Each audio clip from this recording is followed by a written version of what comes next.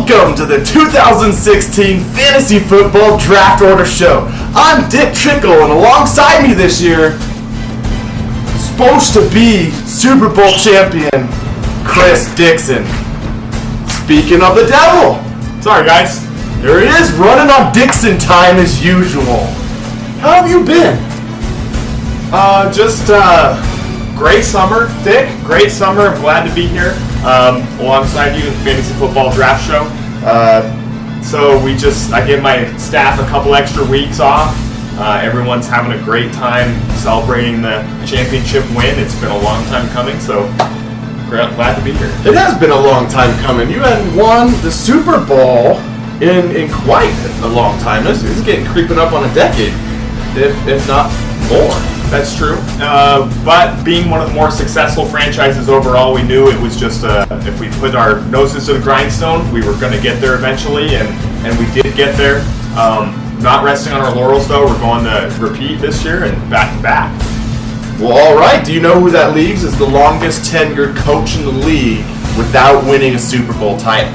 You know, I'm going to guess that's Jameson Black. Good guess. Jameson has, he's kind of fallen off ever since he's been hitting all these all-you-can-eat buffets. However, it is Coach Sean Glaze. That would make sense. Who's been kind of the perennial turd of the league. Anyway, let's ask you kind of about how's your off-season been? Great. I've been doing a lot of rehab for a couple injuries I've been under here. A lot of golfing, took a vacation to Tahiti, so that was fantastic. But just getting my mind right, getting ready for this year's draft. I know a lot of other coaches this year will be gunning for me, as they always are for any of the Dixon coaches, considering the success all the Dixon coaches have in this league. So just getting ready, loving the off season, ready to get back to it. Glad August is finally here. Absolutely. Now I have to ask you just straight up, for your fans, your franchise, they've been wondering, have you talked to Aaron at all in this off season? There's a lot of rumors. They're really happy that you had Aaron as your featured quarterback of the franchise last year, led you to the Super Bowl. They've been clamoring, putting a lot of pressure, speculation that you'd really, if you get a lower draft pick, that you'd want to pressure another coach into trading up so you can get Aaron on that roster again. Is that a thought of yours? Absolutely. Aaron and I are very close this offseason, actually. He called me out to join him and his brother on the set of The Bachelorette or Bachelor. I can't remember what show his brother's on. I know him and his brother are on good terms here, so that's been fun. We've been spending a lot of the off-season together. We went up to Wisconsin, toured some of the cheese factories up there.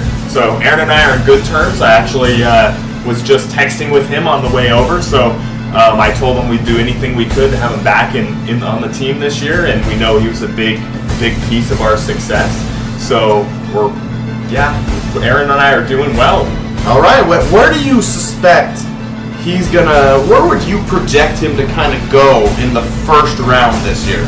Well, given what he was able to do for us last year, I would assume that the other owners in the league have taken notice, and that he's got to be right up there in the top, 5 to 6 picks, if not one of the top 3 picks. I know that I don't just say that for Aaron's sake. I say that for everyone's sake. I know Aaron, he makes a huge difference on a team. He's got to be a first-round pick this year. So in other words, what you're trying to say is that you, as a defending Super Bowl champion, prefer to have one of the top 5 picks. Am I hearing you correctly? Yeah, and I think I think every other owner in the league would like to as well. I don't think many people like getting stuck down in the draft and not sure of what they're going to get early on. Absolutely, and again, of course, last year 2 years ago it was 12 people were in the league. It went back to 10 last year. Now it's returning to a 12-team format. All right, I want to get kind of your thoughts on this. We have returning veteran coach Joseph Frederick, who's going to be back in the league, who's always a threat. Yeah, always a threat. The last time you were in the Super Bowl before last year, it was Joseph Frederick who defeated you in that Super Bowl, and he has said, I don't know if you've seen the interview or not on SportsCenter, but he has said that was his primary motivation for returning to the league, to make sure the Kool-Aid Crushers did not repeat as Super Bowl champions. Well, yeah, Coach Joe and I do. We go back a long ways. I know we always have had our differences, and I'm as happy as anyone to see him back in the league. But I know that I did see the interview. I can't say that I was pleased about it. I know that we will be showing that to all of our staff when we get back from vacation, and we're not afraid of him coming back to the league at all. Nothing there. I don't know that he's been out so long. I'm not entirely sure he's going to be able to handle the pressure that goes with being in this league. He understands it, but he's been on hiatus a long time. If we've seen, his physical appearance is kind of breaking down. He's not well kept. He's got all sorts of animals living in his beard. There's some weird stuff going on there. I think he's trying to rein himself back in by getting back into the football life, but it's going to take him a few years, I think, if he decides to stick with it that long. All right. So you expect him to kind of be in the Sean Glaze, Jamison Black class of competition? If that's how you would like to put that, yes. I think his first year back, unless he's really got something in store, he obviously understands the league, but it's a different league now. A lot more offense, a lot more savvy between the owners here. We got some younger, newer people that have been around since Joe has been in the league, including, Jordan Dewing has been doing a fantastic job since entering the league. Even Bill Waddell has been stepping up his game since Joe has known him. So I think his expectations are not going to match what actually is going to happen. David Venables, another one that's found a lot of consistent success that kind of flies under the radar. Now I got to ask you about the other owner joined the league, very unknown entity to most people in the league, John Witt, and he joins the league and he talks a big game. He had an interview where he said he was ready to dominate. All right, he has a lot of junior league coaching experience, as we've seen in the past. We've had owners come into this league who have had a lot of junior league experience. Jordan Dewing was one of them, who had a lot of experience in junior leagues or lesser leagues, and he did find success fairly early. Didn't win his first year, but Coach Witt feels like he is going to come and take this whole league by storm. And you said it correctly. Tales all the time, people coming into this league thinking their junior league success or the success at a different level is going to breed success in this league, and that's rarely ever the case. Jordan Dewing, certainly the exception since he's been in, and he's had his struggles. Let's not say that he hasn't, but overall, comparatively speaking, rookies don't do well in this league. True. And I know he comes from a medical background coming into football. One of his main focuses, he said, was keeping his players healthy. Sure, that's a big deal, but saying that's your main focus of your team, I'm not sure.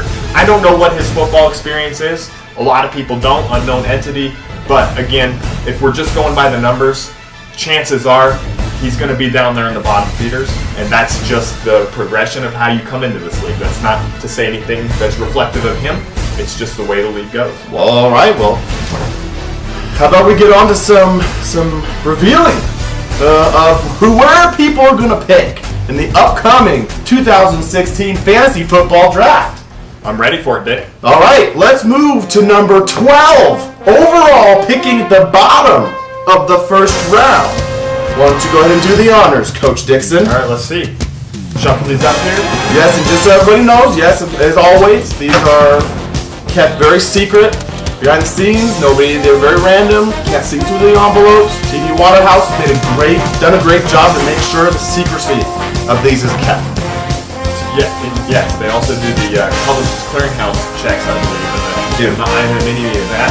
Of course, there's been some obviously scandal rumors and things about the picks in these envelopes, about Coach Mike Dixon, Commissioner Mike Dixon getting the first overall pick twice with this. And so I'm going to ensure, because everyone knows, myself being in the league as anyone, that he does not get the first pick. He's one of your biggest rivals, so I understand that. All right, here we go. So drafting number 12 here we go. overall in the upcoming draft will be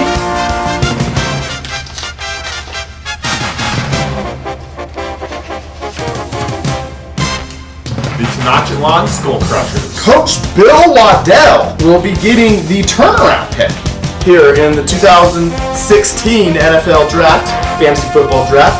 So he'll be picking at the bottom of the round. Now, this is familiar territory for Coach Waddell. Last year he picked the last pick of the first round as well. And he went running back. Do you think that this is to Coach Waddell's advantage or not? I mean, he finished 7-7, 500 last year. He lost the first round plus. Very forgettable season. But we know, yes, very forgettable season. We know he's not satisfied with that. He gets the turnaround pick again. I think, based on knowing him personally, he loves that turnaround pick. He absolutely loves being able to take the 2 picks in a row, being able to stack his picks. He loves being able to do that. I think he'll be happy with the 12th pick, to be honest. He's not entirely certain what that top 11 is going to look like, but he knows what the top 20 is going to look like, and he knows he's going to be able to get two players that he wants out of that top pick. Very true. Do you think, he has possible keepers, a couple of the best possible keepers in the league, Kelvin Benjamin and Doug Martin. Now, obviously, he's going to have to let one of those two go to the new coaches. How do you think he's going to manage that keeper situation as well as having that double pick?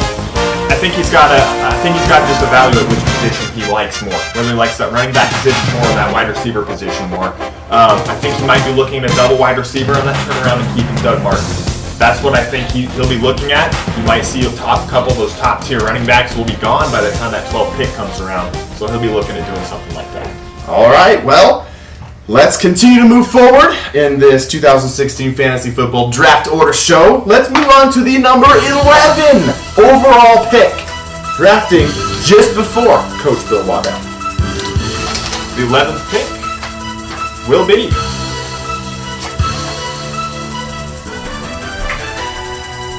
John Witt.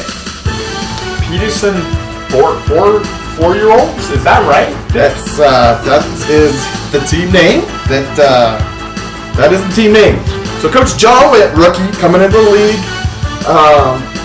This actually may be to his advantage, picking this low in the first round, getting a feel for how all the other coaches are drafting before him.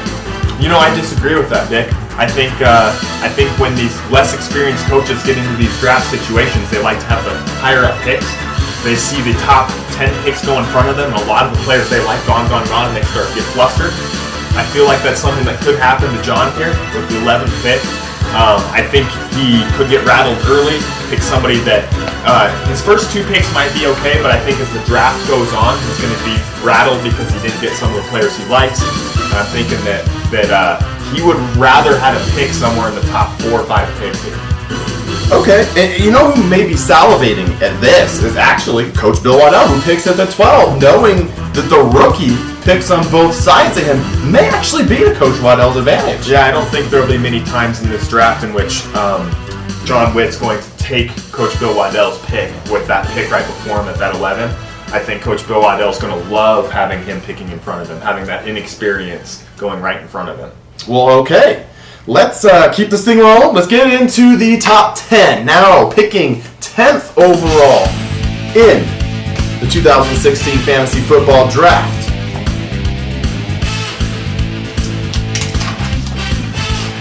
Tenth pick will be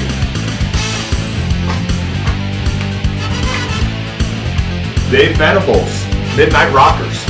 Now, Coach Dave Venable is used to picking as well. Picking lower in the round last year. You're looking at him. He picked 8th overall, and Rob Gronkowski fell into his lap late. Had a great season for Dave Venable. He's been picking rather low the last 3-4 years, and he's been turning that into success. He has been, and he's also one thing we've gotten used to with Coach Dave Venable is that his picks usually are like going to the beach at Daytona Beach on spring break. It's usually just everyone's young. Everyone's really young and having fun there, but it's not always successful. He's kind of reined that back a little bit. He's become a 2-woman man. He usually drafts 1, 2, or 3 really young players, but he keeps the rest of his roster pretty smart. This is what's happened with him. That's his evolution in the last couple of years. Last year he had Rob Gronkowski with his first pick. Great pick. Took a couple of young guys with Melvin Gordon and Odell Beckham early in the draft. So I see him doing something similar this year, taking his first 3-4 picks, taking 2 younger, more exciting players, perhaps Todd Gurley here late in the first round, and then reining it back in with a couple veterans that can really anchor his squad. That was what I was going to ask you. Is there's going to be a guy like Todd Gurley, who was one of the top fantasy backs last year, but unproven, did it once. that may fall into this zone, that may be a primary target for the Midnight Rockers. And with the success he saw last year, I think having Odell Beckham on his team, you can see Beckham fall to this pick as well, because I don't see him getting back to him in the second round again. He's potentially a first-round pick. So I think those are probably the two targets he's looking at in this first round. But again, it depends how those first few picks go. And especially one thing of note is Dave Venable probably has the best keeper of any team in the league in Cam Newton, who's arguably the number 1 overall pick in a year that he's not being kept this year. Certainly, yeah, Cam is he's a fantastic player. He's done a lot for his franchise. I know that Aaron and Cam had exchanged a lot of words over the summer. They've actually worked out together, so there's a lot of things that Cam Newton did well. And actually, it's sort of a disappointing season if you think about it for Coach Venable, having a quarterback like that, ending up with that 8-7 record. I mean, he really should have been in that Super Bowl. He should have been in that discussion. And I know Cam's back for Coach Venable this year. He wants something. He wants to prove something. So Coach Venable is going to be probably safe in the draft early on. He's going to pick safe veterans, I think, early on. Maybe one explosive, exciting Venable pick, if you will. Sounds great. Well, Coach Chris Dixon, why don't we move on to the number 9 overall pick.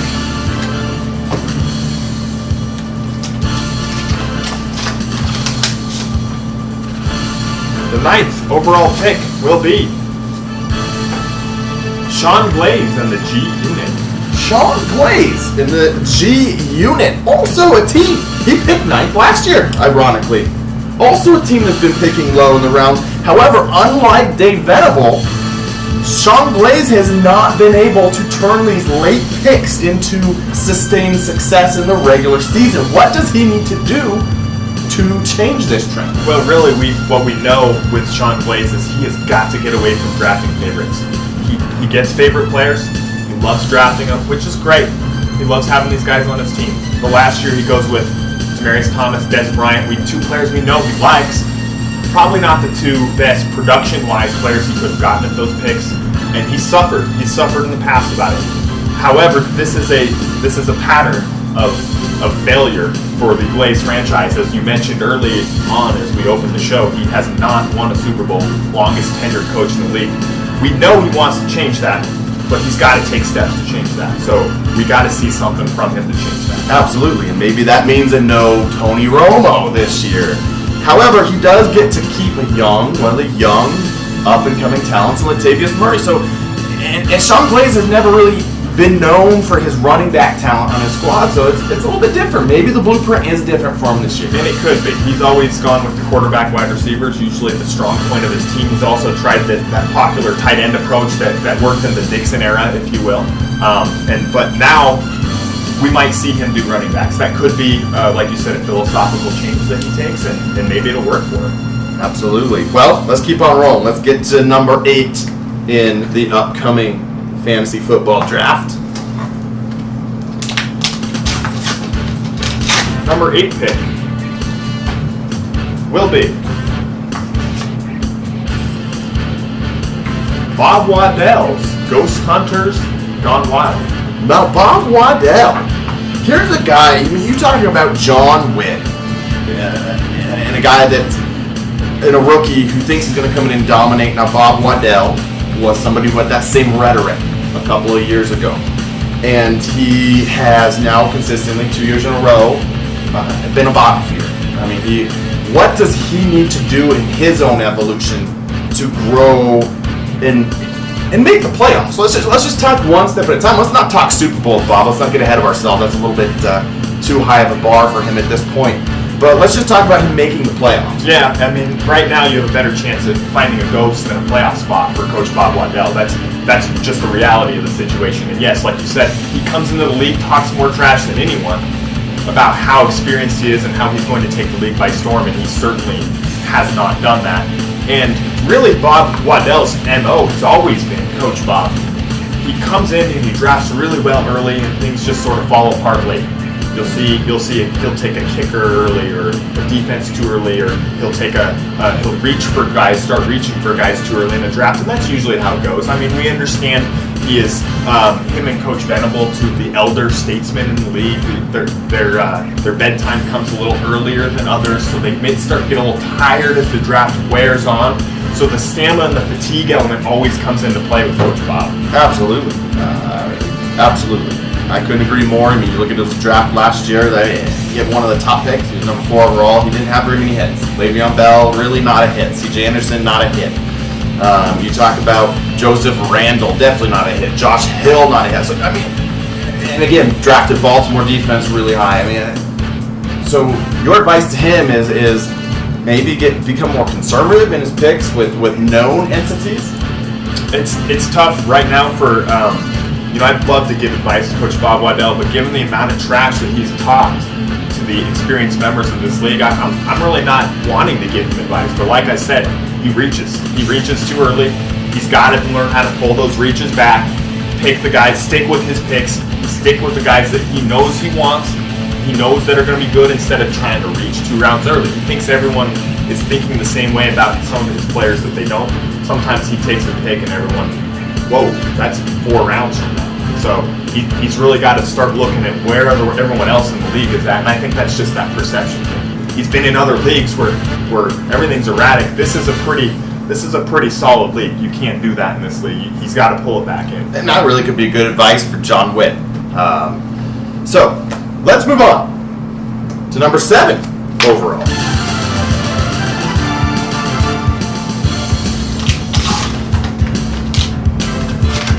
Seventh overall pick.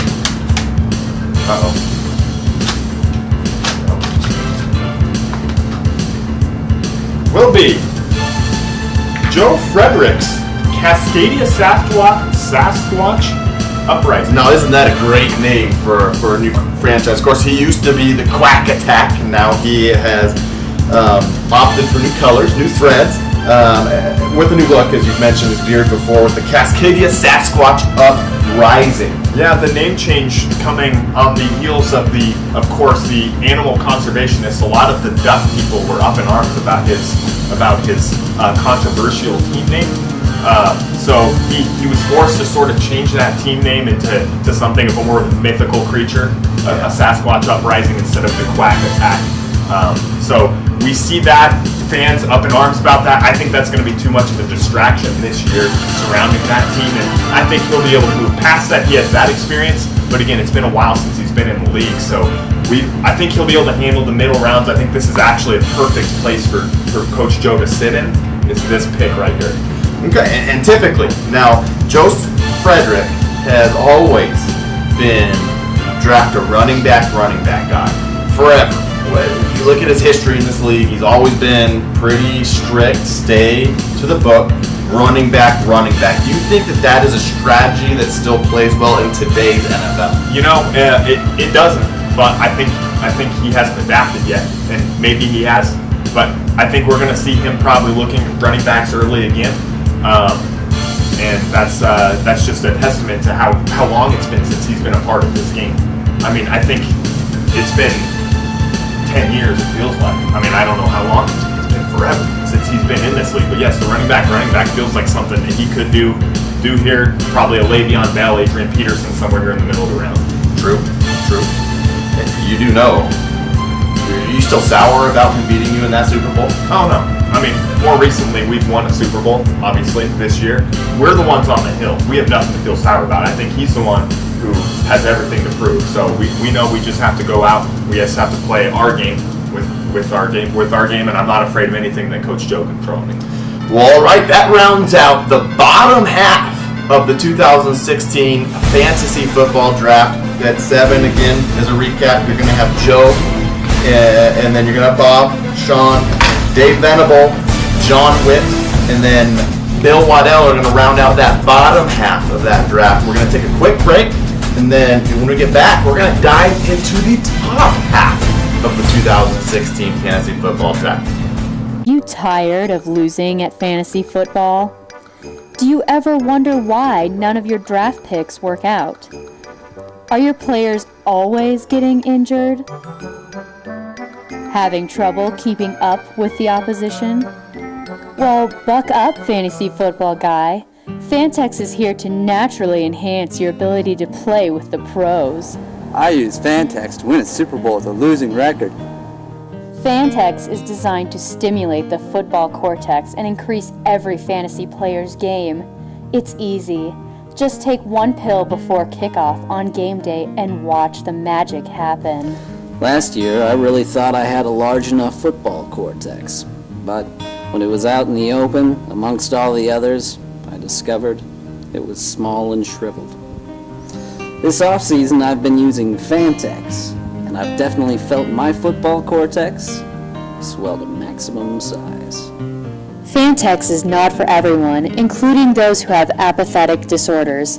Side effects of Fantex include carotid stenosis, cerebral edema, anal leakage, narcissistic personality disorder, and hemi-neglect.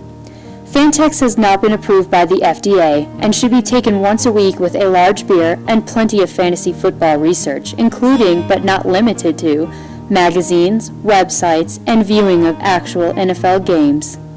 Last year's Super Bowl champion, Joe Frederick, learned firsthand what Fantex can do. 2 years ago, my fantasy football career was in the toilet. Fantex really did change my life and put me back on top. And how has point production increased? So call now to get your fantasy football game on and become a champion just like Joe. Fantex normally costs $60, but if you call now, it's only $19.95, a $40 savings. But wait, we'll throw in an extra bottle of Fantex for free if you call within the next 10 seconds. You won't regret it. I've got a champion for life because of Fantex. Welcome back to the 2016 Fantasy Football Draft Order Show. Now, Coach Chris Dixon, defending Super Bowl champion of Kool-Aid Crushers, is sitting here with me here on the FFN studio set. Now, before we began the show,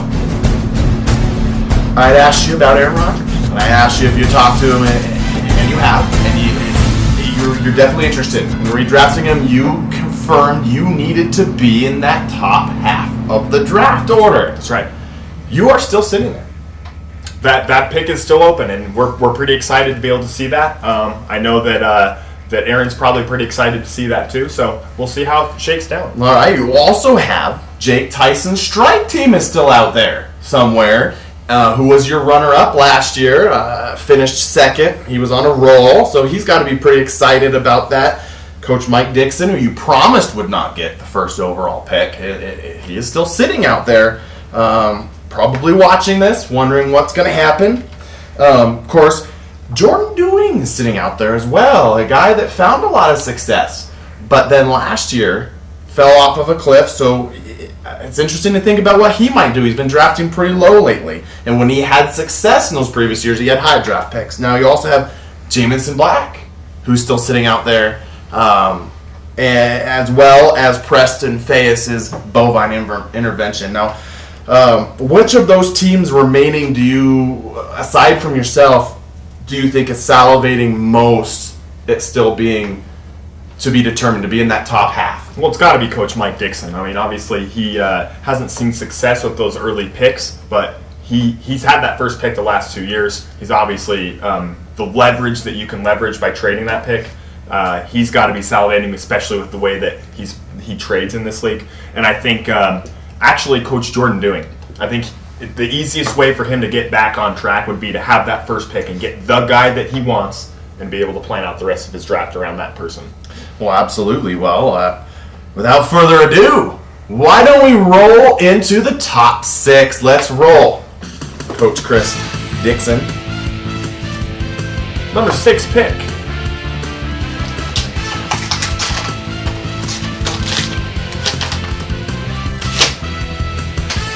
It's going to be Preston Fayes' bovine intervention. Now, Preston Fayes is interesting. He, 2 years ago, joined the league and somehow found his way into the playoffs. Now, scoring the least amount of points in the league. Last year, he also snuck into the playoffs and had the year's biggest upset in defeating Coach Mike Dixon in that first round in the Titletown Trophy Hogs home field, and ended up playing you in that championship game for the rights to go to the Super Bowl. And you did dispatch with him rather quickly, as you should have.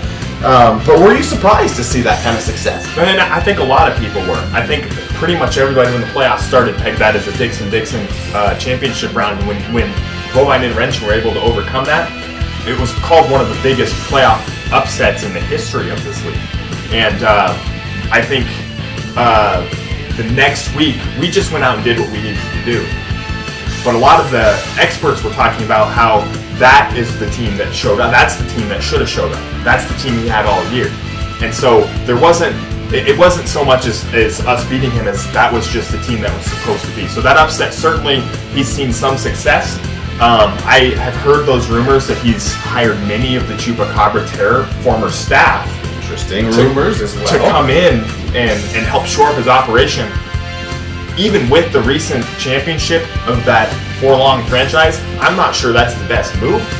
He can do what he wants with his franchise. I'm not sure if taking old Chupacabra Terror retreads is the best thing to do.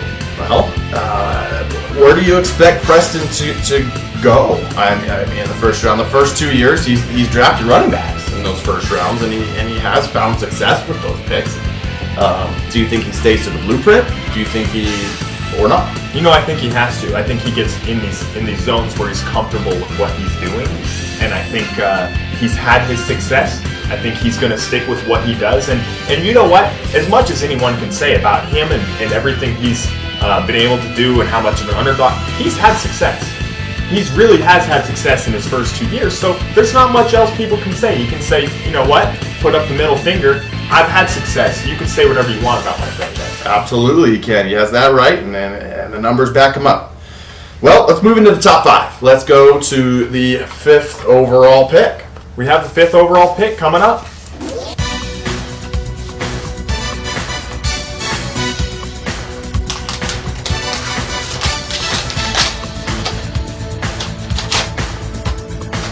Fifth overall pick is Jordan Doings, annexation of Puerto Rico. Now, Jordan Dewing, again, we just talked a little bit about him. He came into this league on fire and found success. He was that exception to the rule. However, last year, oopsie daisy, lost the toilet bowl. Yes, he did. He's able to get his name on the famed toilet seat of glory, and was very unexpected. I think the Peyton Manning pick in the first round is really what did it for him. Peyton, we all know, fantastic player, but he really was on his last legs last year, and there wasn't much that Coach Dewing could predict there. Well, absolutely. It ended up being, it was one of the more famously played highlights of last year's draft when Mike Dixon, who had Peyton Manning the year before that, historic years, told Jordan Dewing that was one of the worst picks in first round history last year.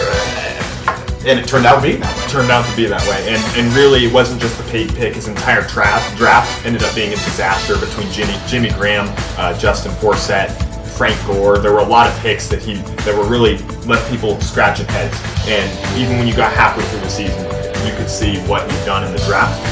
He usually does pretty well. I expect him to bounce back fine here. He's a human machine when it comes to drafting. Last year, maybe he just took a year off. Maybe he was focused on something else. Yeah, absolutely. I expect the same thing. Bounce back here from Jordan Dewing. He's had too much success in the past for that downward trend to continue. Now, let's move. There's only 4 coaches left sitting out there. Chris Dixon, yourself, Jake Tyson, Mike Dixon, and Jameson Black. Now, those are all veteran, been around the league a long time coaches. Yeah, you have over 45 years of experience between the 4 coaches there. So there's a lot of experience going to happen here at the top half of the draft. I think you'll probably see 4 solid picks here. All right, well, let's move into that top 4.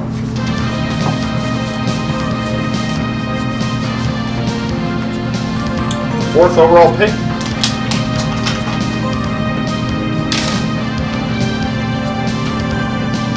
Will be yours truly. Chris Dixon's Kool-Aid Crushers will be 4th overall. How do you feel about that as the defending Super Bowl champion? You can't be anything but excited about it. Really, as we know, it doesn't matter where you pick in the first round. It matters the value you get in your pick. So I gotta say, happy with the 4th pick. What about the odds of getting Aaron Rodgers with the 4th overall pick? How do you think those first 3, knowing they're going to be Jake, Mike, and Jameson, and we don't know the order, but knowing those 3 coaches and their personalities before you, what are the odds that Aaron Rodgers can fall into your lap there? Well, most of my staff gets back into work on Tuesday. I've given them Monday off, and obviously just flew back in from my vacation. So my staff and I will be on the phones all next week, and we'll be figuring out the answer to that question. And one final question for you, since we have you right here in studio. It's been widely speculated that you're going to be keeping tight end Jordan Reed. Can you confirm that on tape for the league right here? Well, I mean, you know how these things go, Dick. We have to evaluate everything we have in front of us. Jordan's series was a great player. He was a big part of what we did last year.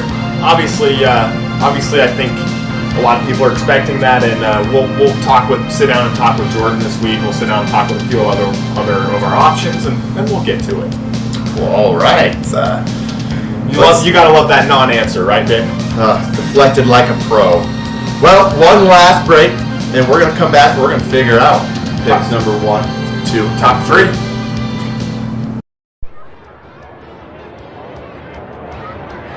So what else have you been working on? Well, I've come up with this idea where you take all the players in the NFL and you write their names down in little books. Write the names down. That would be your team, and you would compete against others in what I call fantasy football. A fantasy football league? Brilliant! Brilliant! Welcome back to the 2016 Fantasy Football Draft Order Show. Now we're getting into some serious picks here, Coach Chris Dixon. Now, at 4, only the number 2 pick will be in your division. So there's only a 33% chance that you can continue that rivalry with Coach Mike Dixon. Is that something that's important to continue? Well, really, 2 of the 3 picks here I have long-standing rivalries with Coach Jake Tyson, including we played 2 Super Bowls against each other. I think 9+ years in the same division. Lots of history there as well, and with Coach Jameson Black as well. So I don't think it really matters where the divisions fall out from here on out. Well, all right. How about we get into that top 3?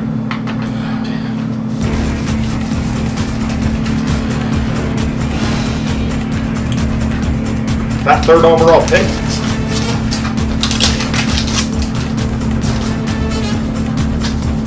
will be Jameson Black, Gridiron Terminators. Jameson Black will be picking 3rd overall this year. Something he picked 2nd overall last year into quarterback in Andrew Luck. He went 6-8, missed the playoffs last year. Again, he's been having this trend of failure. It's been a long time for Jameson Black since he's seen any kind of sustained success in this league. It has been. It seems like he's been distracted with something the last few years, and understandably so. But last year he did the quarterback thing. I don't see him doing that again. I think he goes more trending towards the league. In fact, I think he might do something surprising. Maybe Gronkowski very early on in this draft. I think he might do something like that. Shake things up a bit. He's got to do something, right? I mean, you feel like he would, right? I mean, he needs to change something up. He's not terminating anything. Certainly not the gridiron. That's true.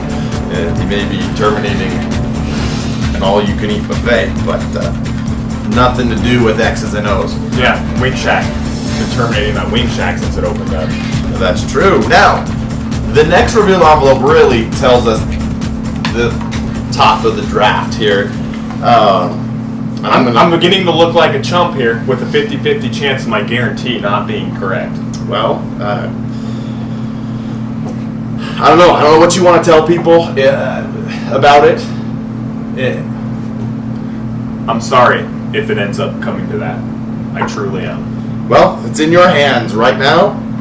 You also have a 50-50 shot of having Jake or Mike. You're going to have a good rival in your division no matter what happens right here. That's right, and I'm excited about it. Let's get to it. Second pick will be Mike Dixon's Titletown Trophy Hogs. Well, there you go. He did not get the overall #1 pick. He will be in your division once again. How do you think Mike Dixon's going to handle? This is the 5th straight year in a row he's been in the top 3 picks. How do you think he's going to handle this year at #2? You know, and maybe we should talk about that. That being in the top half of the draft really hasn't bred success for him. I mean, he's had good teams, but he has not won the championship. And so maybe the top half of the draft really hasn't worked for him. Although his leverage here to be able to trade down if that's something he wants to do. But since he's been down in that 6-8 pick, he really hasn't had that much success in the last few years. That's a good point. I mean, I guess it depends on how you determine or define success. He's always made the playoffs every year he's been in this league, and usually the championship round or Super Bowl loss to Jordan Ewing by 1 point a couple years ago. Well, you know, Dick, I think we define success by championships. I mean, it's been a while. So it has been a long time since his last Super Bowl championship. Now, of course, that also means we'll go ahead and let you can open the official envelope here. We know who it is. And you can show it to the world. Be Jake Tyson's strike team. Coach Jake Tyson will be picking first overall as he finished second last year in the league. He lost to you in the Super Bowl. How excited do you think Coach Tyson is going to be about having the top pick? Oh, he's got to be elated. I think he's got that sour taste in his mouth, and I think being able to do exactly what he wants with the draft, being able to take that first guy, whoever he wants, and then sit back and see how things shake down for him, I think he'll be super excited. I think last year he really drew back, picked guys that he knew would be successful instead of picking favorites, which is something he's been known to do in the past off and on. Sort of a half Sean Blaise syndrome, if you want to call it. So he's pulled that back in. I think he's going to be excited with this pick. Well, and Jake has found success in this league. He's won a Super Bowl. He's been to a couple. However, he's also found a lot of failure, toilet bowls, things. He has not found consistency. It either seems like Coach Jake Tyson is really, really good, or he's really, really bad. How do you think the #1 overall pick projects into that spike? Well, you know, I think that spike just goes with his personality as a coach. You know, sometimes some practices, you know, he's out there, he's coaching, and well, a lot of his team functions, he's out there, he does the mascot and the chicken soup, those sort of things. Like, he really has an erratic coaching behavior, and I think that shows in his performance. He is doing really well, really bad. There's no in between. So I think he's getting closer to that middle ground, though, and that's kind of scary with a coach with that kind of experience.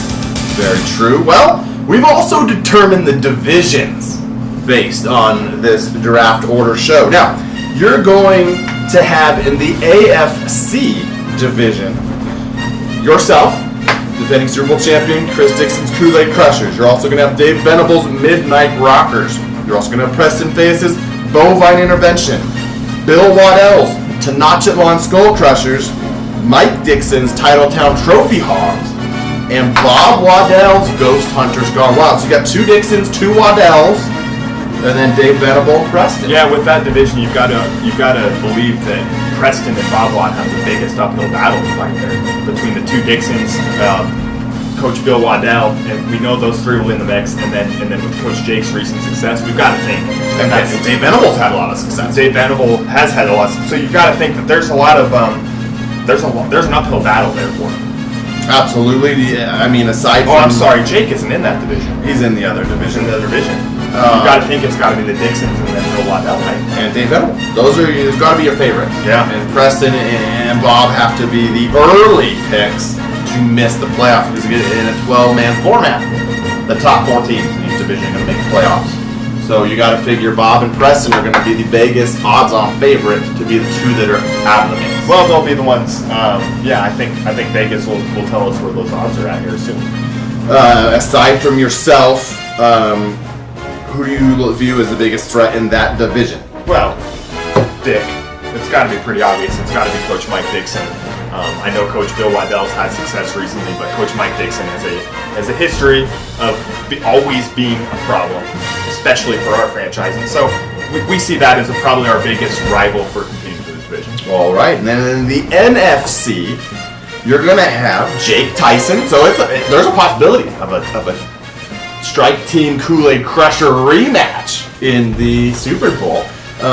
So you also have Jake Tyson Strike Team.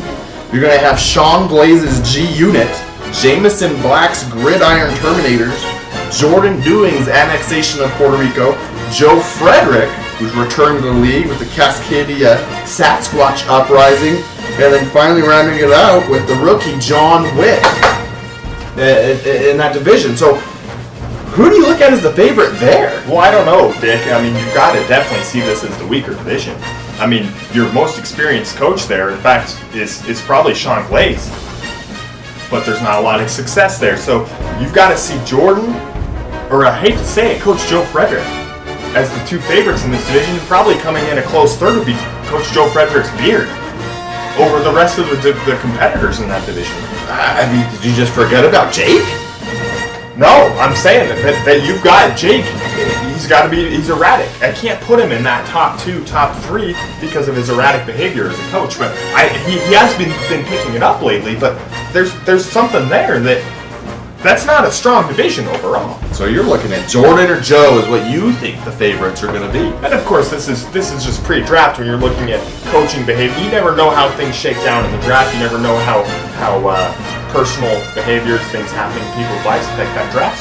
But that's where I'm looking at. I'm looking at 1, Coach Jordan Dewing, Coach Joe Frederick, Coach Joe Frederick's beard, and then Coach Jake Tyson is the top 4 playoff spots. All right, so you think it's going to be a dogfight to miss the playoffs in that division. Who's gonna? There's at least 3. You're looking at John Witt, and you're saying Jameson and Sean are all going to be competing for. No, you go to the playoffs. No, you go to the playoffs. I mean, we know that Coach Sean Glaze and Coach Jameson Black that they have been in that competition the last 4 or 5 years. Very true. And history would tell us Coach John Witt's going to be in that discussion as well. But again, never know how things are going to shake out. You never know how a new coach will come into this league. Absolutely. Well, any final thoughts, Coach Chris Dixon? You may not be in this seat next year hosting the show. You very well might be starting your own new dynasty. What are your concluding thoughts that you would like to tell the league, tell your fans, tell the world? Would you like another non-answer here, Dick, or would you like a real answer? I'm throwing you the question. I would like to say that yes, we are back. And it's been since 2002 since we won our last championship. And we're already starting a new side on the trophy here, and we're gonna dominate this side of the trophy. We're gonna do everything we can to dominate this side of the trophy. Well, all right. Well, good luck to all coaches in the league this season. And of course, one more parting message. Welcome back to the league, Coach Joe Frederick. We really do this. All right. Well, on that note, we will see everybody at the 2016 Fantasy Football Draft in a couple of weeks, and FFN will be there exclusively to cover the happenings of the draft and where all the players fall. Until next year, folks, stay classy.